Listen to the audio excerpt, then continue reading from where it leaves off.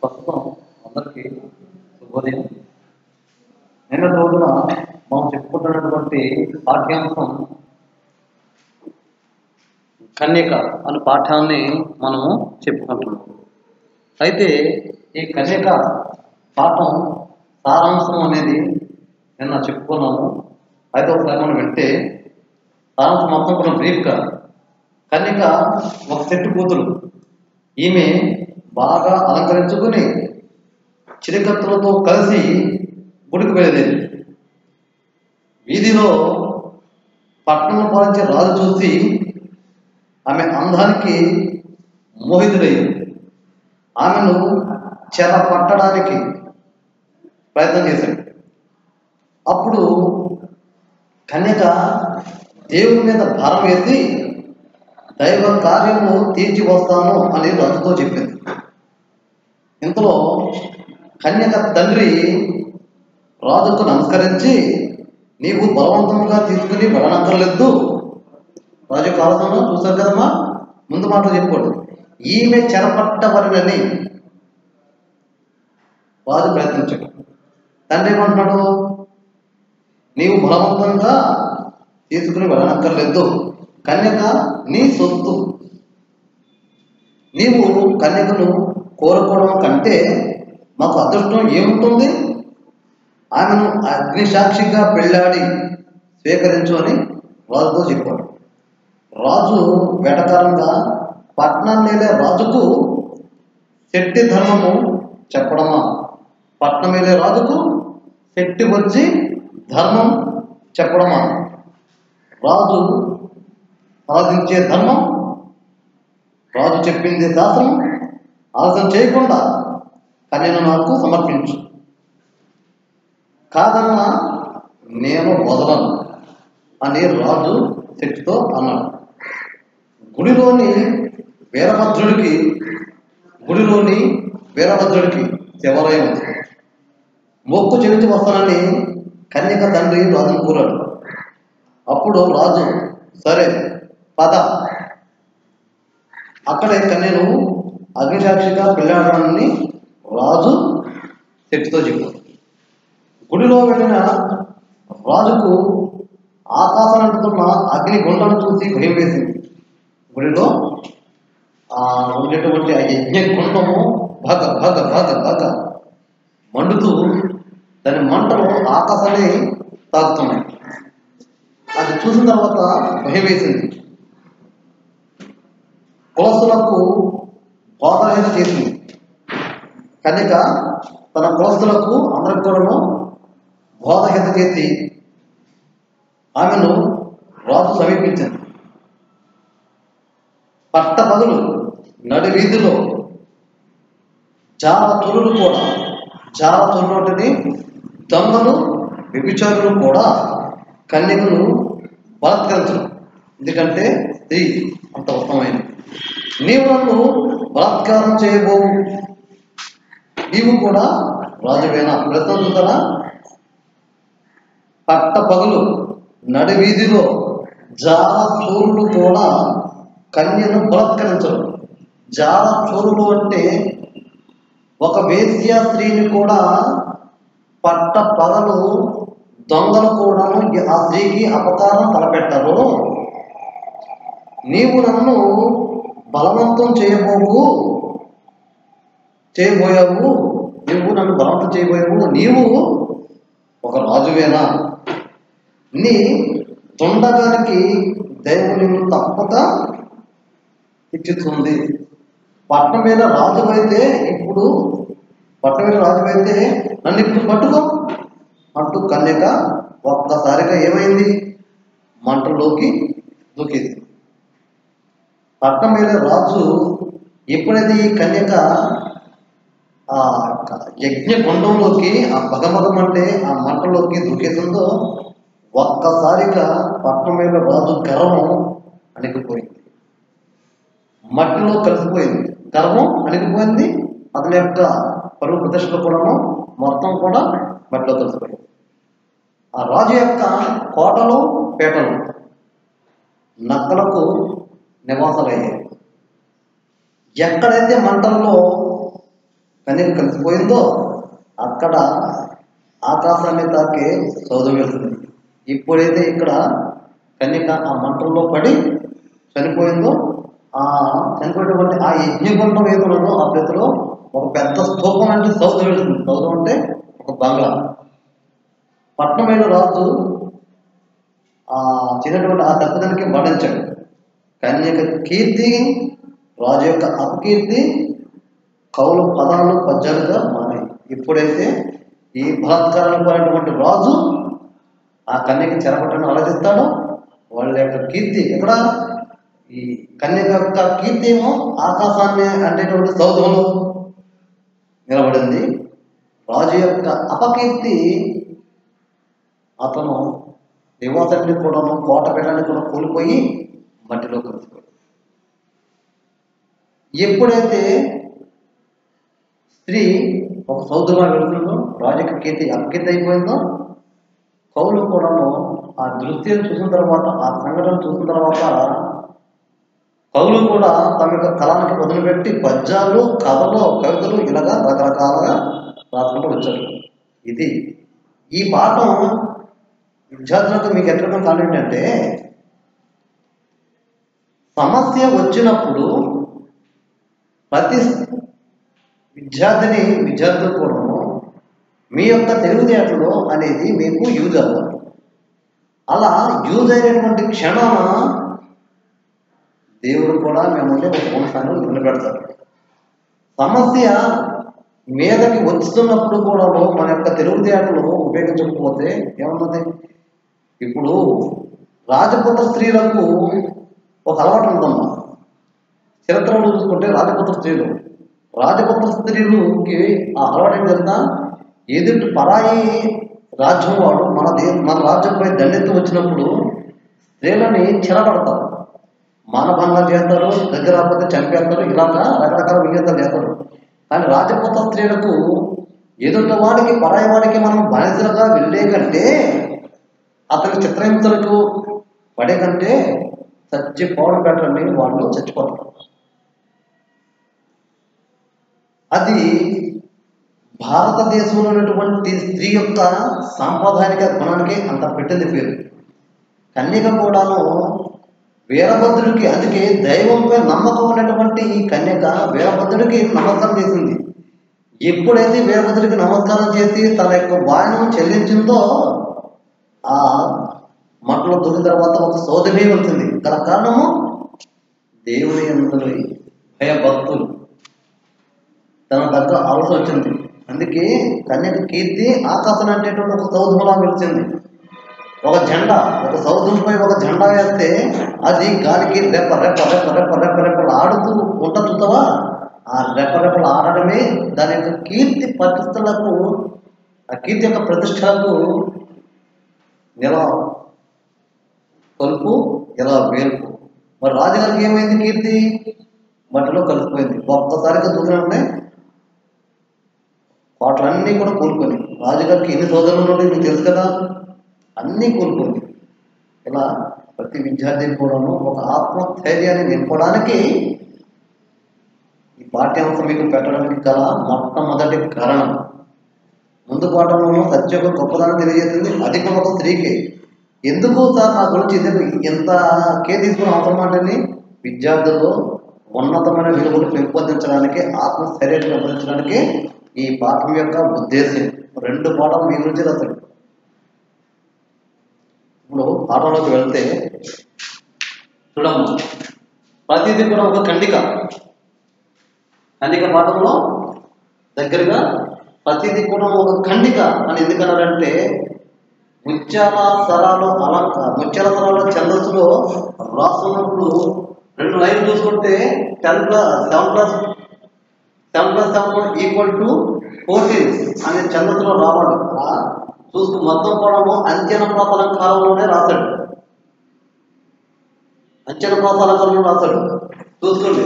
తగ్గట్టు బంగారు చీర కట్టి, కురుల పువ్వుల తరులు జుట్టి, నుదుట కుంకుమ పొట్టు పెట్టి, సొంపు పెంపారం, తొగల కాతులు కనులు పరపగ, మించు తడుపులు నగలు నెరవగా నడకలంచుకు నడలు గరవగా కన్నె పెర తెంచెను రాజవీధిని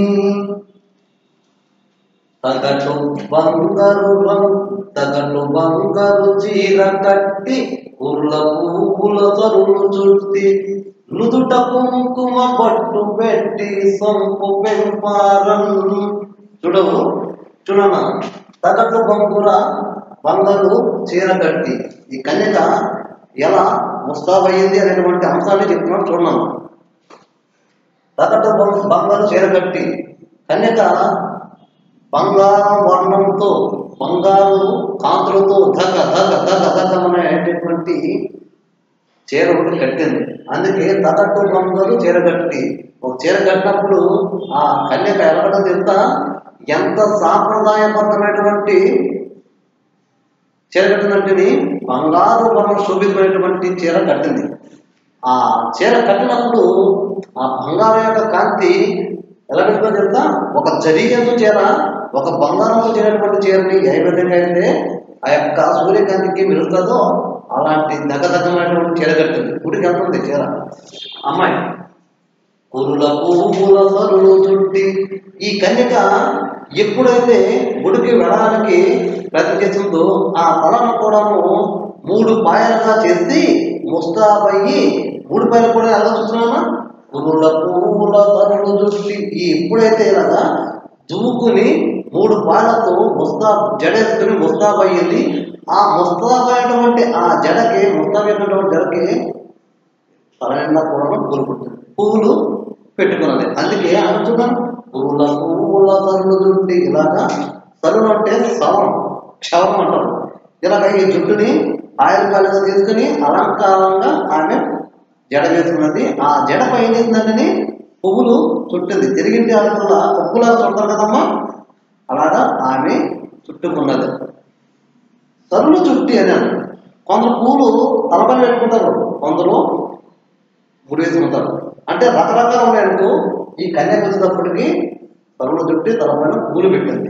ఇంకా నుదుట కుంకుమ బొట్టు పెట్టి, నుదుట సింధూరం లాంటి కుంకుమతోటి బొట్టు పెట్టుకున్నది. అందుకే నుదుట కుంకుమ బొట్టు పెట్టి. ఎప్పుడైతే తలలో పూలు పెట్టుకున్నదో తన యొక్క గొప్పతనాన్ని, తెలుగింటి సాంప్రదాయాన్ని, హిందూ సాంప్రదాయాన్ని, హైందవ సాంప్రదాయాన్ని కూడాను ఉట్టిపడేటట్లుగా ఈ కన్యక బొట్టు కూడా పెట్టుకున్నది. బంగారు వల్ల శోభితమైన తీరగట్టి తలలో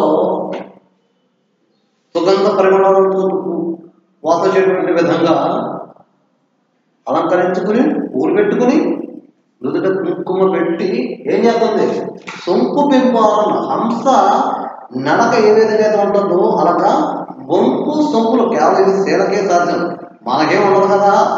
సో అలాగా ఆ కట్టిన తర్వాత ఆ కన్యకలంటే సొంపు పెంపాలన్న ఆ అందం చూస్తే అబ్బా ఏమందం, అప్సరత కాంత అనే విధంగా ఉన్నారు.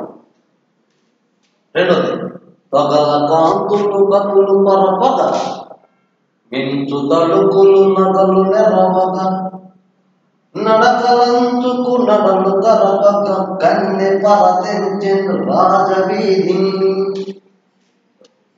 ఇక్కడ ఎప్పుడైతే ఈ కన్యక తను బంగారు వంట శోభితమైనటువంటి చీర కట్టుకొని పూలు పెట్టుకొని కుంకుమ బొట్టు పెట్టుకొని ఎప్పుడైతే ముంపు సొంపులతో ఉన్నదో ఏమైంది,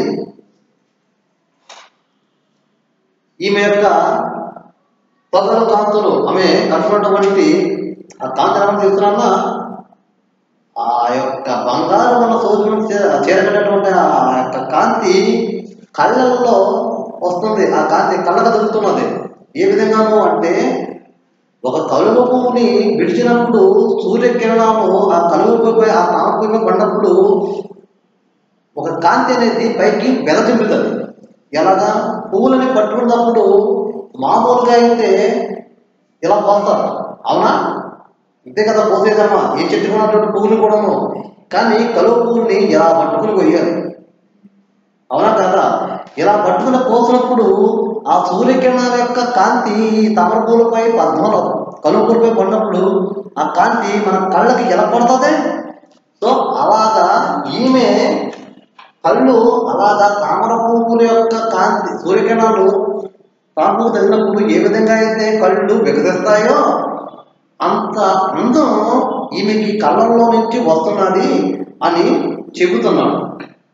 రెండోది మించు తడుకులు నగలు తరువాత ఎప్పుడైతే ఈమె ధరించిన ఆ గుణాలు కూడాను ఎలా ఉన్నాయి తెలుసా.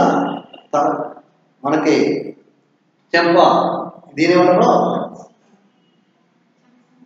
చెంప సవరాలను ఇదిగో ఇవి కడియాలు కదమ్మా 60 కీలు. దాని తర్వాత పెట్టుకున్నటువంటి కమ్మలు అంటే జోకీలు వీటితో పాటుగాను మెడలో హారం ఇవన్నీ కూడాను ఎలా తెలుసా పట్ట పగలో కూడాను ఆ నగలు కూడాను దగ దగ దగ దగ మెరుస్తున్నాయి. అంత వర్ణ శోభితమైనటువంటి అన్నంతో ఈ కన్యక ఉంది. అందుకే మించు తలుపులు, తలుపు అంటే మెరుపులు లేదా కాంతులు. ఆ కాంతులు ఎవరో చెప్తా ఈ నగలు వేసుకునే క్షణాల్లో ఆ కాంతులన్నీ కూడా ఒక్కసారిగా కళ్ళకి సూర్య కిరణాలు తాగితే తామరపువ్వులు ఏ విధంగా అయితే అవి కాంతిని వెదజల్లుతాయో ఈ కాంతులు కూడాను ఆమె కళ్ళలో నుంచి కనబడుతున్నాయి. అలా ఏమవుతుంది చూస్తున్నాం. నడకలంచుకున్నడలు కనపక ఒక హంస తన యొక్క నడక ఎంత వయ్యారంగా అయితే నడుస్తుందో ఈ కన్యక కూడాను వంపు సొంపులతో కూడాను అంత అద్భుతమైనటువంటి నడక. అంటే అటు హంస నడకే ఇక్కడ కన్యక నడకపోవడము ఒకటే అని ఇక్కడ అభేద భావంతో చెప్తున్నాడు కవి. ఇక్కడ సరిగ్గా గుర్తుపెట్టుకోనన్నా మొదటి 3 లైన్లు కూడాను అంచన పాత్రలు ఉన్నాయి. చూడు గా గా గా వగా పగ పగ పైన టీ టీ టీ టీ అంచన పాత్రలు జరుగుతున్నది. కానీ ఇక్కడ ఒక ఉపమాలంకారము ఇంక్లూడ్గా ఉన్నది. రెండోది అంచన పాత్రాలంకారం ఇంక్లూడ్గా ఉన్నది. ఏడు వచ్చేటప్పటికి అభేదం చెప్తున్నాను. హంస దగ్గర నడకనే ఈ నడకలోను అది కన్యక నడకలోను ఒకటే అని అభేదవంతో రూపకలంకారం చెప్తున్నాడు. ఒక్క ఖండికలో ఎన్ని అలంకారాల్లో యాడ్ చేస్తున్నాడు కవి. ఎంత గొప్పకున్నదో అందుకు నడకలంకారంలో హంస నడకలే అని చెప్తున్నాడు. ఆ కాంతి అంటే కళ్ళు కళ్ళలో నుంచే వస్తున్నాయి. ఆ కళ్ళు ఎలా ఉన్నాయంటే తామరపు రేకుల్లాగా ఉన్నాయి. అంత కాంతివంతంగా ఉన్నాయి. ఏటికి వేసుకున్నటువంటి నగల యొక్క కాంతికి. ఆ నడకలో కూడా హంస నడక ఉన్నది. అందుకే స్త్రీలకి నడకల్లో రకరకాల నడకలో వాళ్ళు అందుకే కేటవాక్ రకరకాలు ఉన్నాయి. ఫ్యాషన్ డిజైనర్స్కి ఇంకా బాగా తెలుస్తాయి. అవుట్ ఆఫ్ అనుకో ఇక్కడ కన్యక వచ్చేటప్పటికి ఎక్కడికి వెళ్తుందమ్మా కన్య పరదేంచే రాజవీధిలోకి అడుగుపెట్టి అలా అలా అలా అలా తన యొక్క నడకలు సాగిస్తుంది. ఎందుకు చెప్తున్నా కవి తాను అనుకున్నటువంటి ప్రతి అంశాన్ని కూడా అంత అద్భుతంగా త్యాగజన పదాలతో రాశాడు. అప్పరాకర్ యొక్క వాక్యత అదే. అందుకన్నా అతనికి బిరుదు నవ్య కవిత్వానికి ఆద్యుడు. ఇదిగో ఇది నవ్య కవిత్వం. ఒక స్త్రీ వర్ణన కాదు, తిరిగింటి ఆడపిల్ల యొక్క వర్ణన. కేవలం ఒక స్త్రీ కాదు, తిరిగింటి ఆడపిల్ల యొక్క వర్ణన ఈ విధంగా ఉంటుంది. ఇక రెండవ పద్యం, మిగతా పద్యం.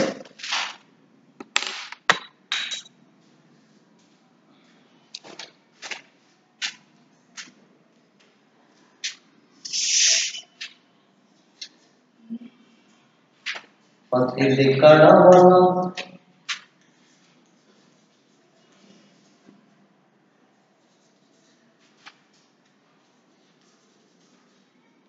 పాలు పెరుగులు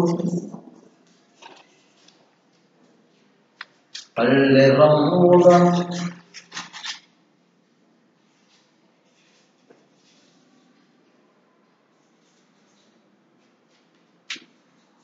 పళ్ళు పువ్వులు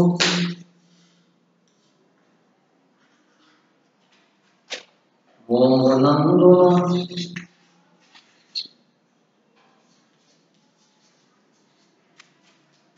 మొలకలు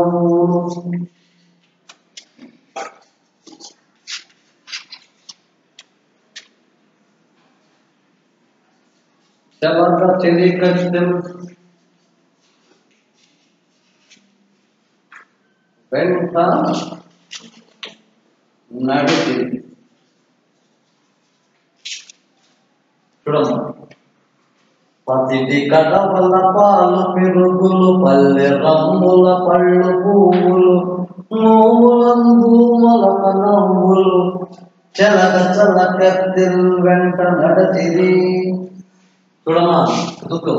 పసిటి కడవల పాలు పెరుగులు పల్లె రమ్ముల పళ్ళు పువ్వులు మోములందుల మొలక నవ్వులు చెలకెత్తెలు వెంట నడిచింది. ఈ కన్యక ఆ రాజవీధిలో ఎప్పుడైతే ఆమె నడక మొదలు పెట్టిందో ఏది తెలుసా? పసిటి కడవల పాలు పెరుగులు కొండలతోటి తల మీద పెట్టుకుని పాలు పెరుగు కూడాను తీసుకెళ్తుంది. పాలు పెరుగు కూడా తీసుకెళ్తుంది. దీనితోటి అంటే కేవలం ఇక్కడ పసిటి కడవలు, కేవలం కడవలు అంటే ఇక్కడ మట్టి కొండలనే కాదు, బంగారు బిందులు కూడా ఒక భావము, ఒక అర్థం కూడా మనం తీసుకోవాలి. అందుకే పసిటి కడవ అంటే ఇక్కడ బిందు కూడా తీసుకోండి. అలా ఈ బంగారు బిందులతోటి ఏం పట్టుకెళ్తున్నారు అంటే పాలు పెరుగు పట్టుకెళ్తున్నారు. పల్లె రంగుల పళ్ళు పువ్వులు. ఇక్కడ పళ్ళెం అంటే ఒక పెద్ద పళ్ళెం. ఆ పళ్ళెం వచ్చేటప్పటికి ఏమైంది? అందులో పళ్ళు పువ్వులు ఎవరి కోసం? దేవుడి కోసం. ఆ పళ్ళు పువ్వులు కూడాను పట్టుకెళ్తున్నారు. ఎలాగో తెలుసా? మనకి పేరంటం పెడతారు కదమ్మా, అదొక గంధం పట్టుకుని ఒకప్పుడు ఇలా పెట్టుకుని పట్టుకెళ్ళేవారు. ఎవరికన్నా ఏదన్నా ఒక వస్తువు పెట్టాలన్నా సరే, అంటే సూడు కావాలి పెడతారు కదా, అది పెట్టండి ఒకప్పుడు ఇలా పట్టుకెళ్ళేవారు.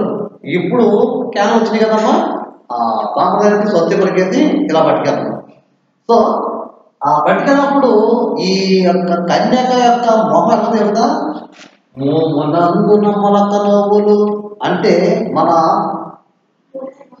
మోము అంటే ఈ పెదవుల్లో కూడాను, ఈ బొగ్గల్లో కూడాను ఏమన్నా తెలుసా? మొలక నవ్వులు అంట. మొలక నవ్వులు అంటే ఒక పసి పిల్లవాడు అమాయకంగా నవ్వుతూ ఉంటే ఏ విధంగా అయితే మనము ఆనందపడతామో, ఈ యొక్క కన్యక కూడాను తన యొక్క నవ్వులు ఒక పసిపాప నవ్వులాగా ఉన్నది. అంటే మూగులంతుల మొలక నవ్వులు. ఏ మొలక అంటే పసిపిల్లల యొక్క నవ్వు ఎంత స్వచ్ఛతని కలిగి ఉంటుందో ఈ యొక్క కన్యక కూడాను అదే విధంగా నవ్వుతున్నది.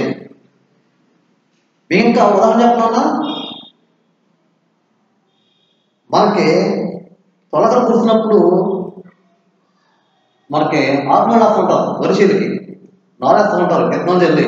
సో అవి వచ్చినప్పుడు, మొక్కలు వచ్చినప్పుడు కూడాను నా చేలో మొట్టమొదటిసారిగా మొలకలు వచ్చినాయి. ఈ ఏరియాలో నేను ఫస్ట్ ఏరియాలో ఆత్మడేసాను, నా మొలక వచ్చినట్టు చాలా ఆనందభరితంగా అతను నవ్వుకుంటాడు రైతు అనేవాడు.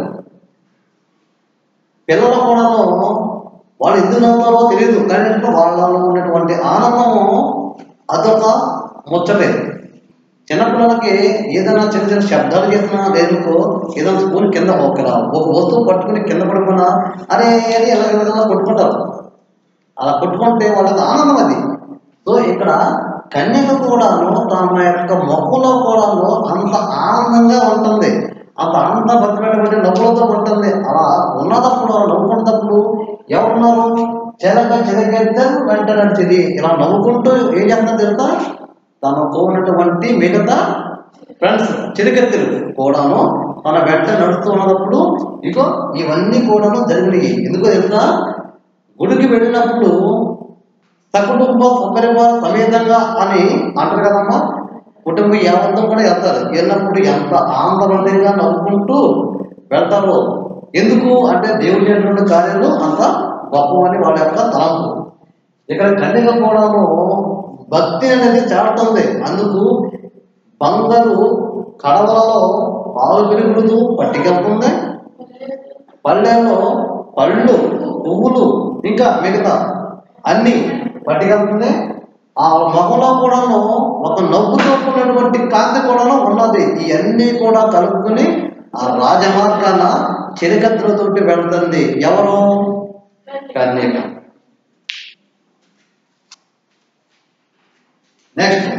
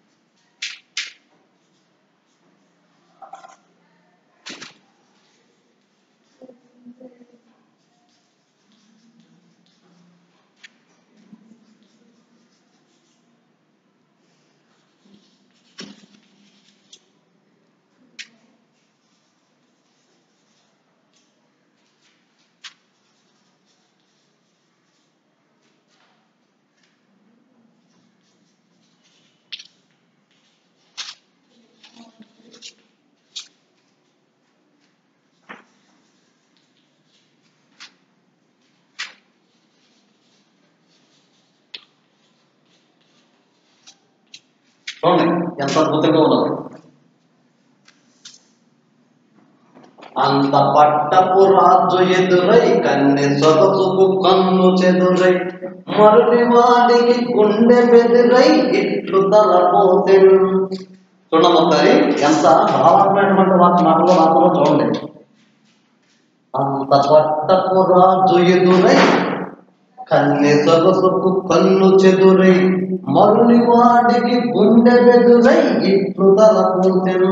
చూడండి అంతటా వీళ్ళు కన్యక తన చిరుదత్తులు కూడాను పాలు పళ్ళు ఇవన్నీ పట్టుకుని ఆ రాజ వీధిలో రాజ మార్గంలో వెళుతూ ఉంటుంటే ఆ పట్టణమైన రాజు చూసేమన్నా చూస్తూ అంత పట్టపు రాజు ఎదురై రాజుగారు ఎదురయ్యారు.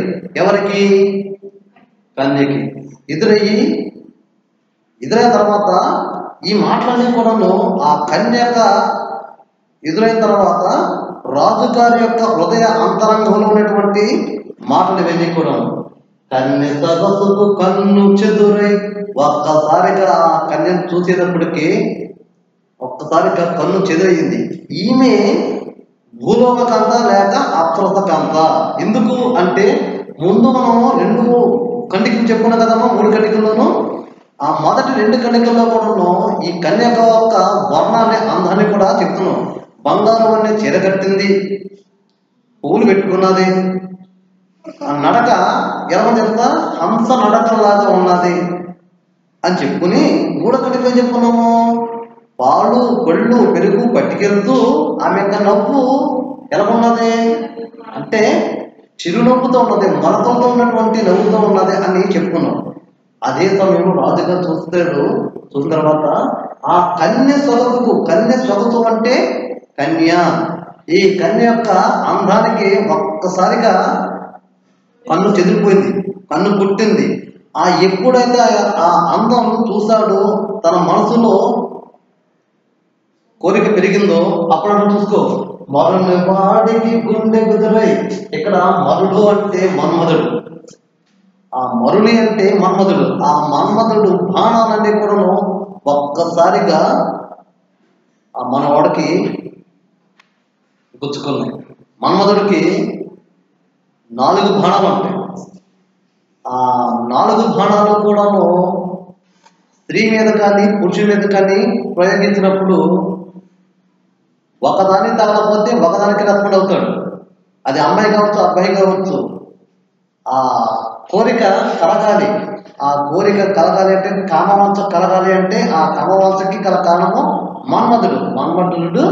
ఆ స్త్రీని ఎప్పుడైతే చూశాడో ఆ యొక్క బాణాలు టప టప టప టప ఈ హృదయానికి తగులుతున్నప్పుడు ఆ మన్మధుడి యొక్క ప్రతాపానికి ఏమైంది? గుండె బెదిరింది. ఒక్కసారిగా గుండెల్లో మనవాడికి కోరిక పుట్టింది. ఆ పుట్టినప్పుడు ఇట్లు తలపోతే ఇతని మనసులో ఈ విధంగా అనుకున్నాడు. ఎవడో రాజు. అందుకన్నాడు అంతటా పట్నం వేలే రాజు ఎదురై ఒక్కసారిగా ఎదురుగేటప్పటికి ఏమైంది? అబ్బా వచ్చింది దేవకన్య లేక సురకన్య.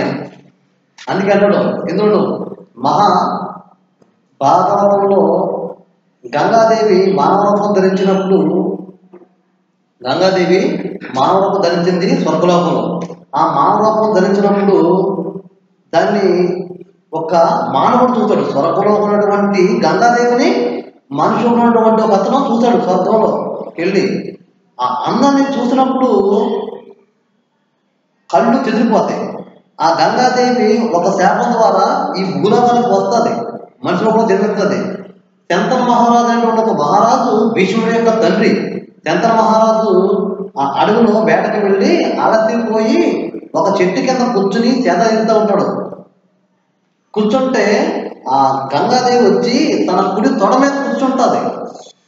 ఆ అంత చూసినప్పుడు శంతన మహారాజు కూడా ఒక్కసారిగా కళ్ళు చెదిరిపోతాయి. ఆ అందాన్ని ఇంత ముందు కాదు, అతను ఎప్పుడు ఎన్నడూ కూడా ఇంత అందమైనటువంటి అమ్మాయిని చూడలేదు అని ఈ మాట చెప్తాడు. శుశ్రోణి శుశ్రోణి దేవదానవ గాన గంధర్వ కింపుచ యక్షనాగ మానవ జాతి కన్యల్లో నీయేమంతటి సౌందర్యవతి నేను చూడలేదు. ఎంత పెద్ద పాదవి తెలుసా, అంత గొప్పగా ఉన్నది పోతన గారి యొక్క మాటలు. అందుకే శుశ్రోణి దేవదానవ గాన గంధర్వ కింపుచ యక్షనాగ మానవ జాతి కన్యల్లో నీ అంతటి సౌందర్యవతిని చూడలేదు, వచ్చి నన్ను వివాహం చేసుకో అని అంటాడు. ఇక్కడ ఎప్పుడైతే ఈ రాజు పట్టమీద రాజు నేను చూశాడు, లోపల అతనికి కామవాంస మన్మధుడి యొక్క దెబ్బకి తగిలింది. ఈ అమ్మాయిని ఏ విధంగా అయినా సరే చెరబట్టాలి. ఇప్పుడైనా సరే స్త్రీ కానీ పురుషులు కానీ, ఎక్కువగా పురుషులు కానీ రంభ లాంటి అమ్మాయిని చూసినా మనసులో చెడు ఆలోచనలు, చెడు తలంపులు ఆటోమేటిక్గా వస్తాయి. అది సృష్టి యొక్క ధర్మం. అది సృష్టి యొక్క ధర్మం. మనకి ప్రతి ఒక్క మానవుడు ప్రకృతి ప్రేమికులు. ప్రకృతి పర్వతం చేత ప్రకృతి యొక్క విన్యాసంలో ఈ మానవుడు కూడా తన వంతు సృష్టి ధర్మాన్ని నిర్వర్తించాలి. అలా నిర్వర్తించాలి కాబట్టి అలాంటి తలంపులు, ఆలోచనలు ఆటోమేటిక్గా వచ్చినాయి. కానీ రాజు ఒక రాజ్యానికి రాజు ఉన్నటువంటి ప్రజలు ఎలాగా చూడాలి? రాముడిలాగా కన్న బిడ్డలోనే చూడాలి. ఇక్కడేం చేస్తున్నాడు రాజు? తన మనసులో దురుద్దేశం, దుర్బుద్ధితో ఏమన్నాడు? ఒక్కసారి కనీసం చూసేటప్పటికి అబ్బా ఎంతకాలం నువ్వు ఎక్కడ ఉన్నావు, ఇప్పుడే నాకు ఎదురుపడ్డావా అని రాజు తన మనసులో అనుకుంటున్నాడు.